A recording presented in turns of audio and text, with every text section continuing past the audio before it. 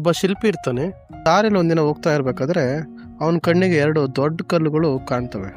ಅವನೇನ್ ಮಾಡ್ತಾನೆ, ಮೊದಲನೇ ಕಲ್ಲನ್ನು ತಗೊಂಡು ತನ್ನ ಸುತ್ತಿಗೆ ಮತ್ತು ಉಳಿಯಿಂದ ಕೆತ್ತೋಕೆ ಶುರು ಮಾಡ್ತಾನೆ. ಆದ್ರೆ ಆ ಕಲ್ಲು ಇದೆಯಲ್ಲ ಜೋರಾಗಿ ಅಳುತ್ತೆ.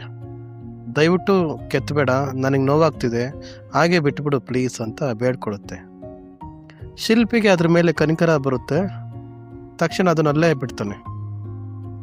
ನಂತರ ಅವನು ಏನು ಮಾಡ್ತಾನೆ, 2ನೇ ಕಲ್ಲಿರುತ್ತಲ್ಲ ಅದನ್ನು ತಗೊಂಡು ಕೆತ್ತೋಕೆ ಶುರು ಮಾಡ್ತಾನೆ.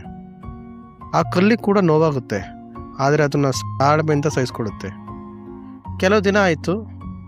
ಆ ಸಾಮಾನ್ಯ ಕಲ್ಲು ಒಂದು ಅದ್ಭುತವಾದ ದೇವರ ವಿಗ್ರಹವಾಗಿ ಬದಲಾಗುತ್ತೆ. ಊರಿನ ಜನರೆಲ್ಲ ಏನು ಮಾಡ್ತಾರೆ, ಆ ಸುಂದರ ವಿಗ್ರಹವನ್ನು ಒಂದು ಭವ್ಯವಾದ ದೇವಸ್ಥಾನದಲ್ಲಿ ಪ್ರತಿಷ್ಠಾಪನೆ ಮಾಡ್ತಾರೆ.